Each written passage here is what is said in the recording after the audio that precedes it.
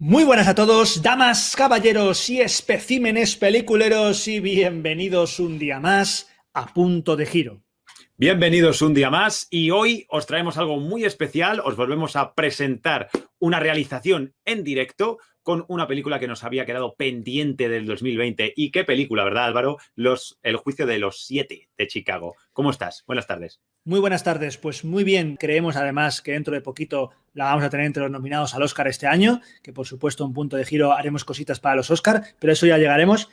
Y además hemos elegido una manera bastante diferente de hacer el análisis, porque no vamos a utilizar el esquema de pilares del cinema que solemos utilizar, tampoco vamos a utilizar el de primeras impresiones de guión, dirección, bla, bla, bla, bla, bla. No, lo que vamos a hacer es lo mismo que hicimos con 1917, la otra película de 2020, para nosotros sin ningún tipo de duda, aparte de esta, que es un análisis cronológico de los acontecimientos como se van sucediendo en la propia película, hablando sobre pues, cosas de dirección, interpretación, con spoiler, evidentemente, todo es con spoiler, y hacer un repaso que esperemos que os guste. Ya sabéis, comentarios abajo. Por favor, si os gusta el contenido, no dudéis en dejar un buen like. Suscribíos, por favor, al canal. Es simplemente un clic de vuestro tiempo, un segundo, no cuesta absolutamente nada y a nosotros nos hacéis la mar de felices, más ahora que tenemos que empezar este 2021 con ganas y con fuerza y gracias a vosotros pues con una comunidad maravillosa. Vamos con la ficha técnica porque sí, no andas casita precisamente. De hecho, en la dirección ya tenemos a Aaron Sorkin con su segunda peli, que ya la había traído a Molly's Game anteriormente, porque sobre todo si había destacado por algo era por guionista. Y evidentemente, pues algunos recordaréis sus grandes éxitos como el Oscar por la red social o el Globo de Oro que se llevó por Steve Jobs, ¿vale? Pero aquí es la segunda vez que se va a lanzar en la dirección y madre mía, si se le da bien a este hombre hacer lo que hace. ¿Quién tiene la música? Pues en la música tiene alguien que ya ha trabajado con él en varias ocasiones. En Steve Jobs, de hecho, ya le conoció, es el señor Daniel Pemberton. Y también en Molly's Game estuvo con él. Aparte, en el canal hemos revisado otra de las películas donde Pemberton ha trabajado, que es Enola Holmes, ¿vale? Y en cuanto a fotografía, un nombre que yo no conocía porque tiene un currículum inmenso, que es Fedon Papamichael, este fotógrafo griego que nos ha traído películas como, por ejemplo, Phenomenon, Patch Adams o En busca de la felicidad. Y si os metéis en el currículum vais a flipar porque no termina nunca el listado, ¿vale? Ha estado con mucha gente y muy potente y aquí hace un muy buen trabajo. ¿A quién le toca enmarcar al señor Papamichael? Pues a un reparto que, madre mía, ríete tú, ríete tú. De momento, su señoría, el señor Frank Langella como Julius Hoffman. Tenemos también a Eddie Redmayne interpretando a Tom Hayden, Sacha Baron Cohen como Abby Hoffman, Jeremy Strong como Jerry Rubin, John Carroll Lynch como David Dellinger, Alex Sharp como Rennie Davis, Yahya Abdul Mateen II, agárrate también, como Bobby Seale, Mark Rylance como William Kunstler y Joseph Gordon-Levitt como Richard Schultz. Y la gran aparición estelar de Michael Keaton. Y desde el principio ya Aaron Sorkin va a utilizar tres cosas súper importantes para toda la película, que es el montaje, un tono muy determinado y los personajes. Y por tanto, vamos a ver de una manera súper dinámica cómo va presentando, como pone David, por ejemplo, a Hayden y a su acompañante, cómo va presentando al resto de personajes con un montaje muy ligero, muy rápido, en el que me gusta porque con escasas líneas de diálogo ya sabemos perfectamente, además por contraposición, porque además lo que hace es los diálogos los van acabando. La frase la acaba siempre el personaje siguiente de la otra escena. Es una cosa muy chula que se crea ahí como una unión entre todos los personajes, pero deja muy claro desde el principio la personalidad que van a tener y esos bandos que luego se van a formar en el propio juicio y que lo vamos a ver. Y dejando claro, evidentemente, que aquí todos van a lo mismo, pero que todos son muy diferentes. Y eso me ha gustado por cómo lo hace. Y luego, a partir de ahí, tenemos, una vez que hemos presentado a los acusados, o los que serán los acusados, vamos a la presentación de la acusación, a la presentación de este fiscal general.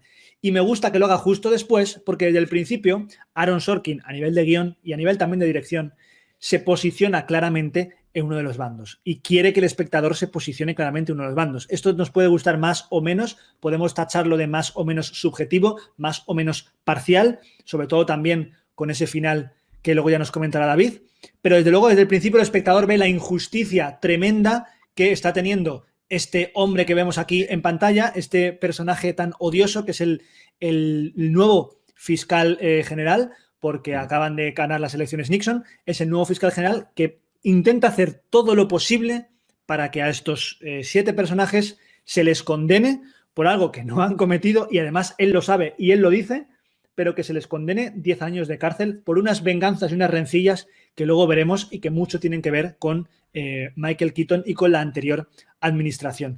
Y este personaje, este actor, tanto por lo que dice en los diálogos como por su construcción externa, me parece muy, muy, muy chulo cómo está hecho, porque desde el principio ya odias a este personaje y vas a odiar a la acusación. Aunque también en la acusación está ese otro contrapeso que nos va a presentar David, que es el personaje de Richard Schultz, que está interpretado por Joseph Gordon-Levitt. Efectivamente, aquí tenemos el otro lado de la acusación, ¿no? Este lado que va a ser la cara en el juicio de la acusación que representa a Joseph Gordon-Levitt y que, bueno, aunque ya sabemos que este actor no se caracteriza precisamente por hacer papeles demasiado diferentes entre sí o tener una externalidad muy clara, ¿vale? Sí que le podemos disfrutar en este caso como el púgil más arrinconado que hayamos podido describir a lo largo de toda la historia de los juicios americanos. De hecho, ya en los planos vemos un poco como siempre está rodeado por personas.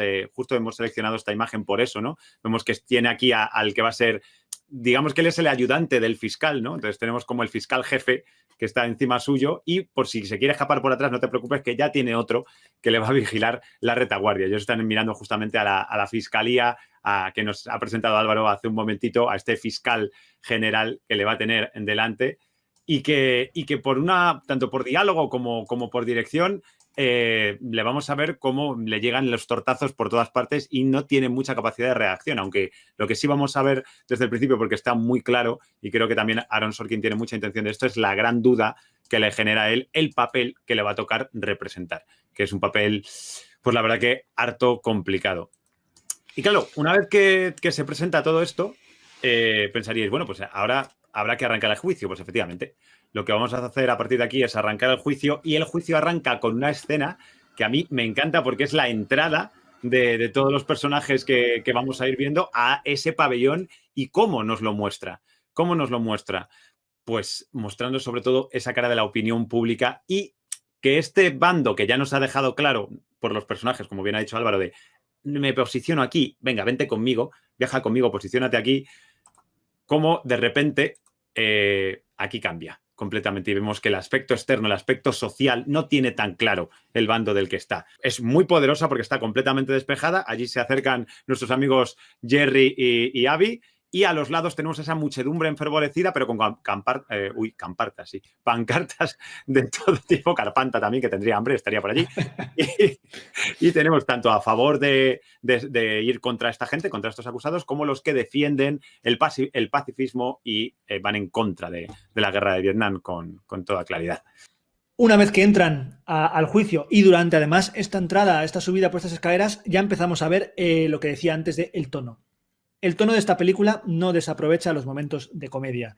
El guión, la propia construcción de los diálogos coge momentos de comedia y los explota, aunque no estemos en una comedia, ¿de acuerdo? El momento del huevo es absolutamente brutal por lo real que es, que de repente tienen un huevo, no se rompa y tú no tengas ningún sitio donde tirarlo y ¿qué haces? Me lo meto en el bolsillo, me lo como, lo casco aquí, se lo tiro a alguien, ¿qué hago? ¿Dónde hay una papelera? Dios mío, en este juzgado no hay papeleras. Me parece brutal ese momento. Luego, la presentación de Hoffman el juez y Hoffman el acusado, que desde el principio además se juega con la idea, yo creo que lo hace muy bien Sorkin, de poner este juez que al principio tú dices, pobre hombre, está un poco pasado, o sea, le da un poco el sol hoy a este muchacho, a este hombre, y está un poco pasado. Y al principio le tienes como incluso la cierta simpatía cuando está todo el rato interrumpiendo a Joseph Gordon-Levitt, que si con lo de Hoffman, que si con lo de Dillinger, que si con lo de, perdón, yo no soy, perdona, pero yo no soy pariente de esta persona, ¿vale? O sea, al principio te causa incluso simpatía. Luego ya iremos viendo que al final acabas odiando a este juez, como muchos de los abogados acabaron odiando a este juez y lo siguen odiando a lo largo de la historia. Pero bueno, ¿qué es lo que me dice a mí esto? Pues me gusta porque estamos ante un hecho real, estamos ante un hecho verídico, ante algo que sucedió en una circunstancia muy dura en la que morían todos los días un montón de personas en la guerra de Vietnam, en el que estas protestas fueron unas protestas muy importantes y muy potentes, pero en vez de mostrarnos la cara más sobria, la cara más, no sé, la cara más seria, la cara más, hola, mira qué importante es todo esto. A lo que estamos acostumbrados, ¿no? Con las escenas de juicio y estas cosas. Efectivamente, nos muestran que la pura realidad, que la cruda realidad, a veces en estos momentos tan de tensión tan arriba, sale la comedia por ahí. Y eso se aprovecha. Y eso hace que empatices y hace que la historia te llegue mucho más que si fuese todo tan boom, de estos documentales true crime de boom, megalomanía, ¿no? Con los juicios. Efectivamente. Y entonces Totalmente. me mola mucho cómo lo utilizan. Luego, además, después de la sala, vamos a ir directamente a la primera vez que les vamos a ver juntos a los 7 acusados, sin la fiscalía y sin el juez presente, en el que vamos a ver un poquito la diferencia, ¿no? Y creo que está muy bien jugado desde dirección, porque vamos a ver cómo uno de los grandes puntos de la fiscalía, que es vamos a meterles todo en el mismo saco porque lo que son un grupo enemigo del sistema. Aquí se desmonta completamente. Ya vemos una de estas primeras falacias de la acusación. Son gente que ha venido, sí, a intentar protestar contra la Convención Democrática, ¿vale? Pero que cada uno tiene las ideas de su padre y de su madre. Y, de hecho, la dirección en esta escena está muy guay, primero, porque hay una actuación muy variada de muchos actores a la vez, con un diálogo muy rápido, muy fluido, que le saca mucha punta a Aaron Sorkin a todo lo que dicen cada uno, y además con una distribución de los personajes que aquí ya no, yo esta la tuve que buscar un poquito más porque quería que vierais el mayor número de personajes, pero que empieza incluso con Sacha Baron Cohen al margen de los demás, en esa ventana que veis al fondo, sentado, y dando esa versión un poquito más visceral, más pasional, más idealista de lo que él considera que tiene que ser pues la guerra de Vietnam y lo que están jugando, el papel que ellos están jugando, estando sentados ahí en el tribunal donde están. Con una postura así apoyado en la pared, como diría nuestro amigo Javichi cuando hago yo los Critimóvil Express, una postura irónica y una postura... Es verdad, apoyado, sí, y se ve claramente eso, que luego lo vamos a ver más, que es que tenemos dos grandes bloques y uno de ellos está personificado por Sacha Baron Cohen, que a nivel de escucha actoral, como tú has dicho, me parece brutal esta escena. Bestial. Y antes de abandonar este primer día de juicio, hablar un poco de un detalle que no sé si es baladí o no, pero que a mí me llamó bastante la atención, que tiene que ver con la iluminación. No con la iluminación de toda la película, que también, y luego ahora David nos hablará de más espacios, sino de la iluminación de la sala de juicio. Porque este primer día tenemos una sala de juicio muy luminosa. Es verdad que hay luz artificial, pero la luz que entra desde las ventanas es muy potente, es muy fuerte. En esta foto no se diferencia bien, pero cuando hay algún plano más corto de Hoffman o de los acusados que están justamente en ese lado, o incluso del juez, que le viene la luz de lado, hay momentos en los que incluso está la imagen un poquito quemada de la luminosidad que tiene y los contornos tan luminosos que se marcan. Y me gusta precisamente porque esta iluminación muy clara, cuando pasamos al siguiente día de juicio, que es el día 3, hay una elipsis. En este caso la iluminación ha cambiado.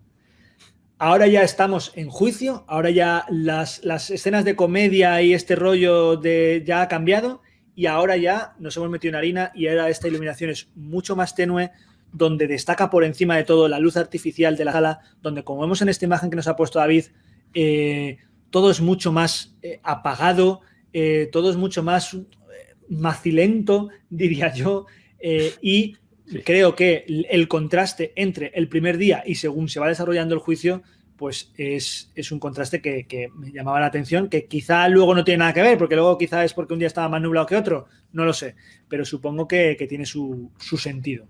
No obstante, ya a partir de este día vemos algo que Aaron Sorkin como director también va a usar mucho en esta película y creo que funciona muy bien, y es esa rapidez de montaje, jugando entre las cosas que han ido pasando antes, todos los antecedentes del juicio que les han llevado a los acusados ahí y al juicio en sí. Y de hecho podemos ver varias escenas en las que vemos cómo se nos presenta, en este caso aquí presentamos a Abby y a Jerry, pero también vamos a ver a los personajes de Rennie y de Tom Hayden en el concejal aquí de Chicago pidiendo el espacio.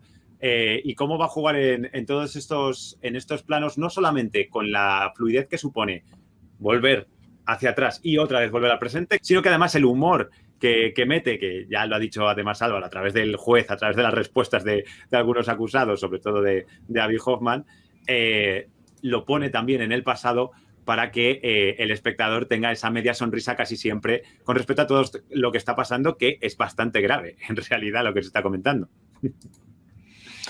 Sí, además se repite, como ha dicho David varias veces, y va saltando de una cosa a otra. De nuevo, como hacíamos al principio, se van completando las frases que se plantean en la sala de juicio, se completan con el flashback. Está muy bien, está muy guay escogido. Vamos a tener en este tercer día de juicio la presentación de un espacio que ya vamos a ir un poquito viendo más adelante, pero que es el 28 de East Jackson, de East Jackson Street, de la calle East Jackson, en el Hyde Park de Chicago, que al final, luego dije, Hyde Park, esto me suena a Central Park, pero Central Park, no. Está en Chicago, está en Chicago. Y es esto que la secretaria, esta secretaria que vamos a ver aparecer en numerosas escenas, llama un poco irónicamente la oficina de la conspiración, ¿no? Que es donde se reúnen tanto el abogado como los 7 acusados y donde además vamos a ver un cambio y una utilización de nuevo diferente de la dirección para marcarnos que este espacio representa otra cosa. Nos va a meter una luz más anaranjada, más íntima, en el que vamos a poder ver a ellos sin la presión de estar dentro del propio juicio o en la sala aneja, sino completamente desenfadados y mostrando un poco esas diferencias. Se establecen más claramente las diferencias por los espacios, que además la cámara se encarga de recorrer casi en mano, y podemos ver a Abby, por ejemplo, tirada en el sofá, o a Tom Hayden siempre rodeado de papeles intentando calcular cosas, y el abogado un poco como de mediador de toda esa mansedumbre tan distinta, ¿no? Que son los acusados de este juicio. Y tal cual, pasamos al siguiente día de juicio. De nuevo tenemos otra elipsis y vamos al día 4 de juicio, que por cierto, lo de día 1, día 3, día 4 ha ido apareciendo sobreimpreso en la pantalla, sobrepuesto en la pantalla, ¿vale? Para que nosotros no nos perdamos y sepamos perfectamente la elipsis que hay, ¿no? Eso es, y el tamaño de la elipsis en cuanto al tiempo. Y en este día, pues simplemente se ve una continuidad en cuanto a los recursos, en cuanto a esto que decía de la iluminación y en cuanto a esto que decíamos de los diálogos que van y vienen en diferentes líneas temporales. Y poco más que añadir de este día. Volvemos a hacer una elipsis bastante importante y ahora saltamos al día 23, más o menos lo mismo, y a partir del día 23, de repente, vemos que existen elipsis, ¿vale? Vemos que el juicio sigue avanzando, pero que de repente desaparecen los días cuando se hacen dichas elipsis. Y aquí yo como espectador me pregunto, ¿por qué? Y aquí os lo pregunto a todos vosotros, si queréis dejar vuestra opinión en comentarios, por supuesto. ¿Por qué? Creo que es este rollo de ya hemos perdido la cuenta, ya da igual. O sea, ya da igual. Y también creo que es porque se reservan los días para poneros a continuación los que son realmente importantes. De los que realmente va a pasar algo que va de repente a quebrar. Que gira como todo. Es el día 89, que iremos después, ¿vale? Pero antes de eso, quiero destacar el enfrentamiento que es durante toda la película, pero hay un momento bastante claro de enfrentamiento entre el juez y entre el abogado defensor, entre Langella y Mark Rylance, estos dos actores, en un momento en el que por 15ª vez el juez ignora que el personaje del Pantera Negra, que ahora mismo no me acuerdo cómo se llama su... Bobby Seale. Que Seale no tiene abogado y vuelve por 15ª vez a decirle al abogado de los otros 7 que puede ser su abogado, y ya llega un momento en que hay un momento de tensión en el que además el personaje de Mark Rylance da un golpe sobre la mesa. Es la primera vez que se le acusa de desacato, luego veremos que se le acusó muchas veces más. Y he destacado este momento no solo por ese primer enfrentamiento, porque choca un poco, sino porque además para hablar un poco de la interpretación de estos dos actores, que me parece soberbia por parte de Langella, como he dicho al principio, porque está muy bien interpretado, porque es un personaje que podrías, de hecho en muchos momentos odias, porque dices... porque hay momentos en los que te das cuenta de que realmente es que no sabes si está un poco pirado, si está un poco de verdad senil o si de verdad es muy listo y se hace el tonto para poder llevar el juicio por donde a él le da la gana. ¿Vale? Sí, totalmente. Y está muy bien hecho por parte de Fred Langella, porque en algunos momentos es como pobre hombre y en otros es me cago en tu puta madre, ¿vale? Ya está, o sea, ya está. Cuando el tema de la acusación de Michael Keaton es como, qué cabrón, qué cabrón. Y por otro lado está Mark Rylance, que desde el principio de la película se nos muestra cómo varios personajes le dicen tienes que ser serio esta vez, es decir, que tiene como una fama un poco tal y que luego se toma el juicio súper a pecho, súper ¿En serio? en serio y es una persona muy calmada, muy tranquila, además el personaje, el actor da también ese perfil y está muy bien hecho y funciona muy bien por contraste y a mí me encanta Mark Rylance como actúa y creo que esa dupla que tiene con el juez a nivel actoral me encanta y quería destacarlo en este momento, pero en otros más, que hay más enfrentamientos. Hay unos cuantos más, pero está claro que sí, hay un punto de eje sobre el que gira el juicio, es el juez, porque madre mía, el señor Langella, lo que se marca ahí. Sí. Pero ahora vamos a empezar a ver, porque a partir de este día nos lo van a presentar un poco el contexto de dónde partió, qué pasó en estos disturbios, ¿no? De dónde se originó esta gran demanda sobre esta gente, ¿no? Bueno, pues aquí Aaron Sorkin vuelve a lucirse otra vez con el montaje porque ya no nos mezcla dos, nos mezcla muchas más líneas de tiempo donde podemos ver desde imágenes reales. Vamos a ver imágenes reales de la manifestación, de lo que pasó, de los policías persiguiendo. Lo va a mezclar con imágenes de lo que la película nos cuenta, ¿no? De los planos que nos quiere mandar. Esta me gusta especialmente porque nos permite ver los dos lados, ¿no? Esa barrera azul de policías dispuestos a hacer lo que haga falta y que les han mandado estar ahí, también con órdenes más allá de lo estrictamente correcto, digamos, incluso de los propios policías. Y además también me gusta mucho de esta parte cómo mete pequeños personajes y elementos que parece que no tienen juego, pero que luego lo van a tener bastante. Por ejemplo, en un momento posterior vamos a conocer a un policía, a una pareja de policías que están un poco discutiendo por allí y que tienen un encuentro con Tom Hayden, pero ya aquí, en estos encuentros a luz del día, van a presentar a la que luego van a llamar a declarar como policía infiltrada, que es un personaje también que muestra estos dobleces, estos tejemanejes de, bueno, tenemos que tenerlo controlado desde dentro también. Vamos a meter un topo, si es mujer y encandila a uno de ellos, pues mejor que mejor, y es como lo usan, ¿no?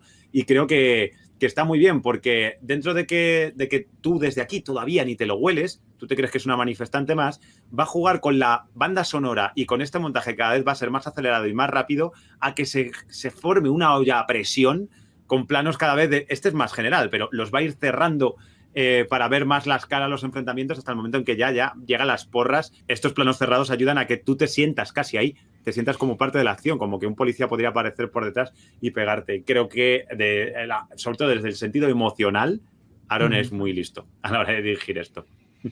Sí, como has dicho, es que se mezcla 5 líneas temporales. Estamos mezclando la del juicio, estamos mezclando la de la manifestación, estamos mezclando la de imágenes reales de la manifestación, estamos mezclando también el monólogo ese sempiterno de toda la película que está haciendo Hoffman para la gente. O sea, se están mezclando un montón de cosas y me parece que está muy bien hecho porque le da mucho dinamismo y a mí me gusta mucho cómo está hecho, como ha dicho David, con ese redoble de la caja que poco a poco va siendo cada vez más, sube la tensión hasta que ya se lía y está muy bien jugado a nivel de música. Y después de esto sucede uno de los momentos más, para mí, brutales de esta película, más potentes de esta película, que además nos lo anuncia Aaron Sorkin poniéndolos de nuevo el día 89, que es la brutal agresión a Bobby Seale, que por la manera en la que está hecha es todavía más brutal, porque utiliza unos recursos para mí muy interesantes y he destacado algunos de ellos. Por un lado, esta escena se inicia con un sonido que va entrando poco a poco. Al principio vemos como un eco un poco antinatural inicial, ¿vale? De la gente que está hablando y vemos el rostro de alguno de los asistentes al juicio y poco a poco se pierde ese eco y vamos al sonido real. Esto a ti como espectador te dice, primero, hostia, han vuelto a poner los días. Segundo, si empieza esto así, viene algo fuerte. O sea, viene algo fuerte porque si no, esta manera de presentarlo no me encaja, ¿vale? Esta transición sonora no me encaja. Y a partir de ahí empieza a intercalar planos mantenidos durante bastante tiempo fijos y otros mucho más rápidos, ¿vale?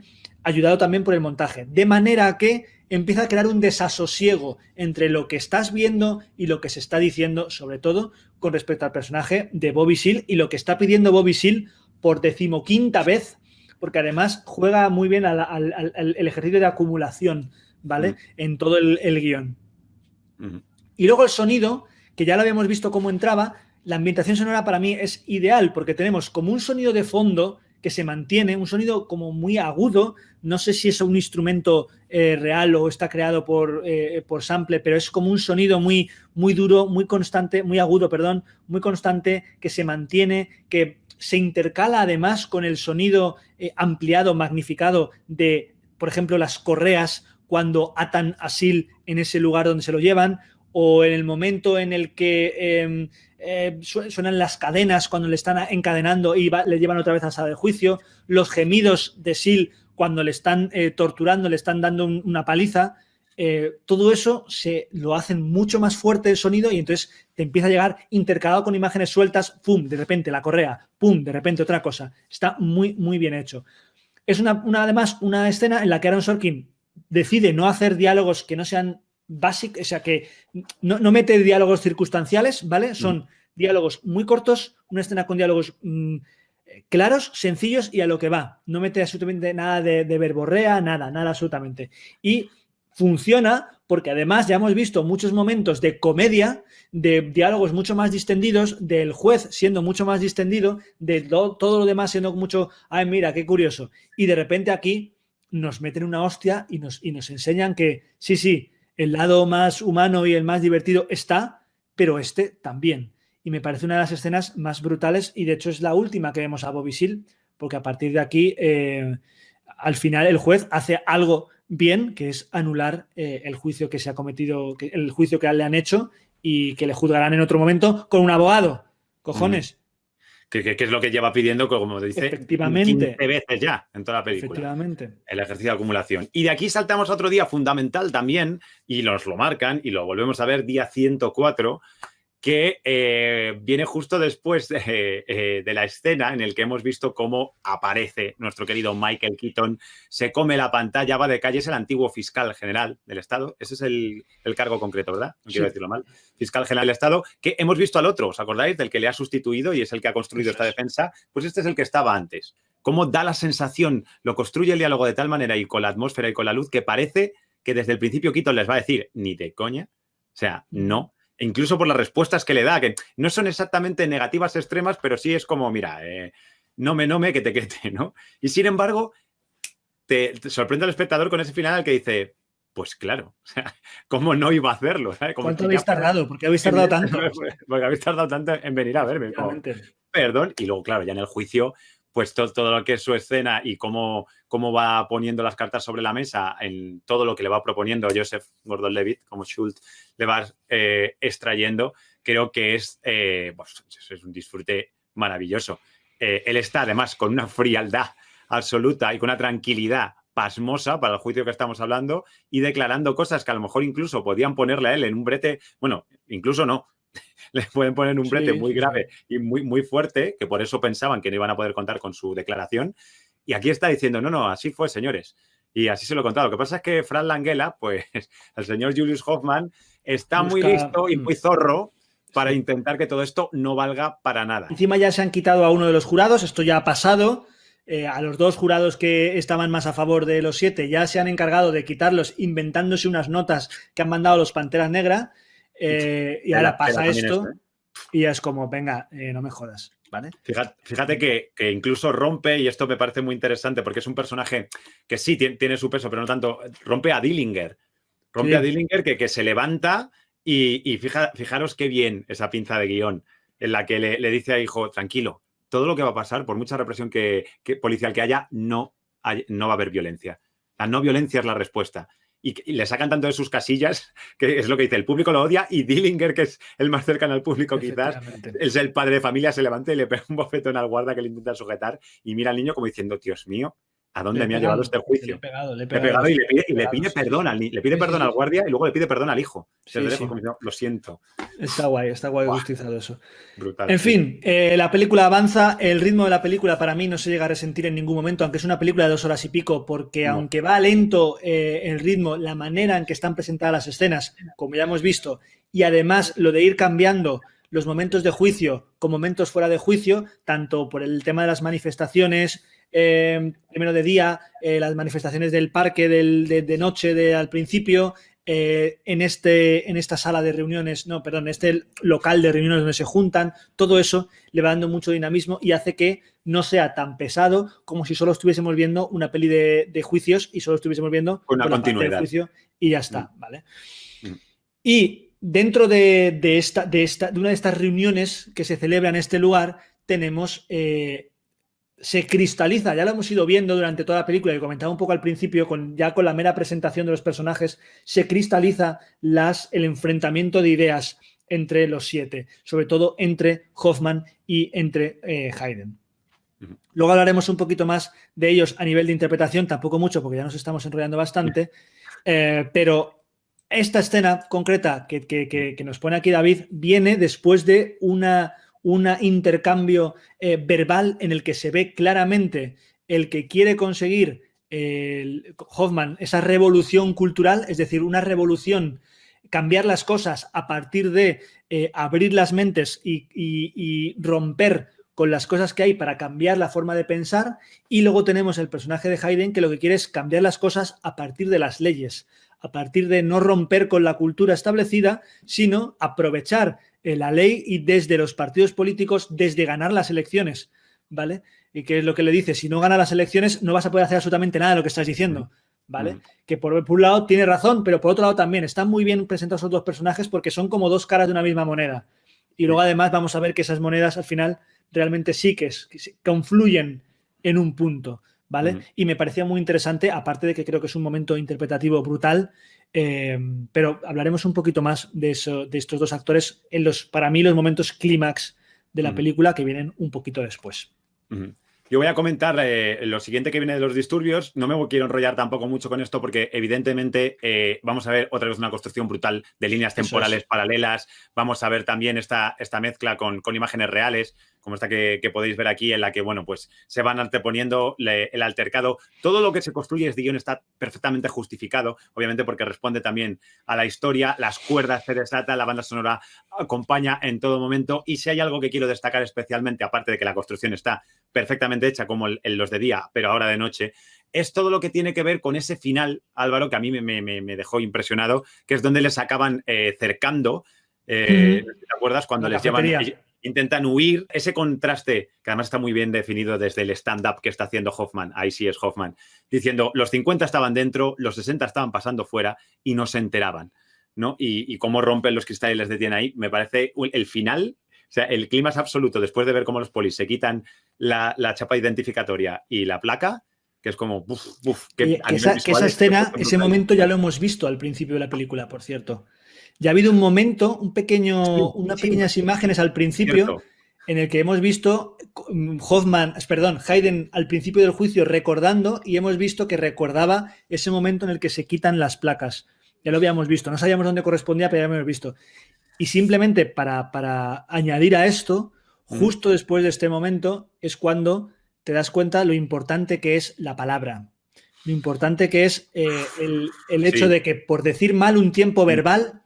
un pronombre, de hecho. Un pronombre, efectivamente, por decir mal un pronombre, nuestra sangre, la que se lía y la que le pueden liar a él, que al final no puede declarar precisamente porque no ha dejado claro que lo que se refería es que no que vamos a llevar la sangre a todos los sitios, sino que nuestra sangre va a correr por todos los sitios.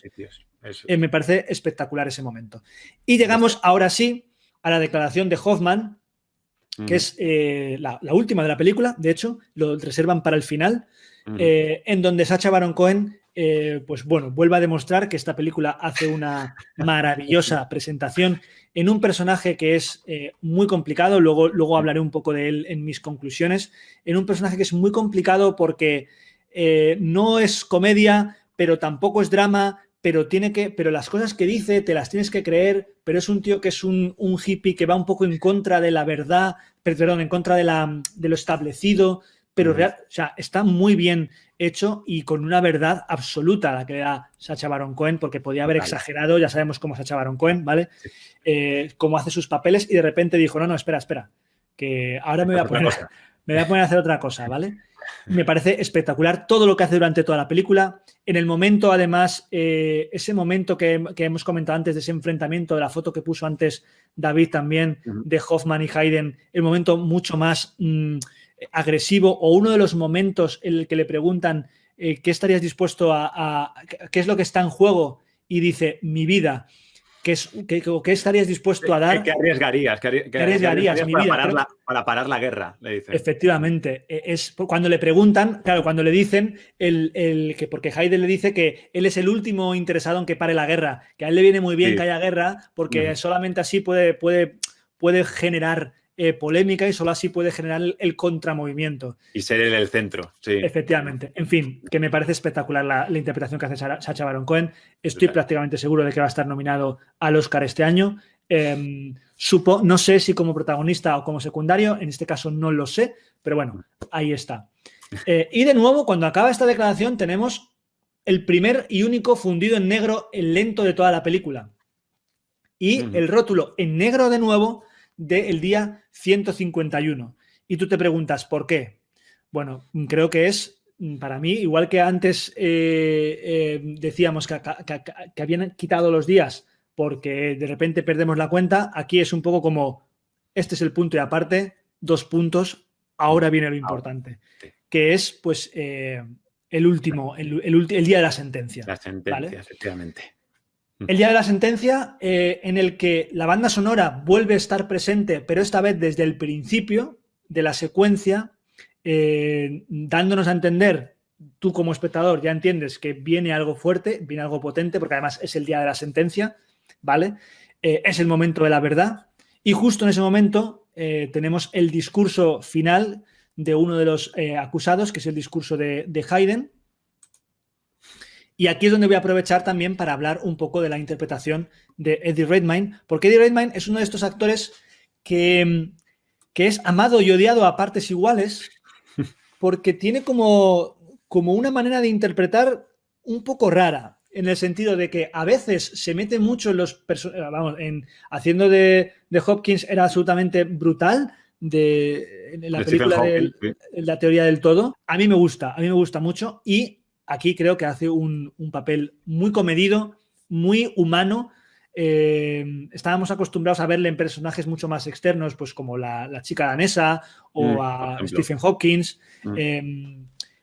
o incluso a Newt Scamander en Los Animales Fantásticos, que también es como mucho más tal. Aquí hace un personaje mucho más comedido, mucho más humano, sin poner ninguna voz impostada ni nada, sin ciertos tics de cabeza que tiene un poco este chico también, de gestualidad, y chapó. A mí me parece además que funciona como contrapunto de personaje, funciona con el de Sacha Baron Cohen brutal. No creo que le nominen, porque creo que si tienen que nominar a alguien es a Sacha Baron Cohen de esta película, y no creo que le nominen, pero bueno, también entraría dentro de una de las grandes interpretaciones de esta película del señor Eddie Redmayne. Y luego, por último, este clímax absolutamente brutal de la película para mí, que luego me he enterado de que no, pero sí, que es la lectura de nombres. Me parece absolutamente brutal. Sirve para reconciliarnos con el personaje de Hayden y lo que decía antes de cómo las dos caras de la moneda de Hoffman y Hayden al final confluyen, y te das cuenta al final de que Hayden,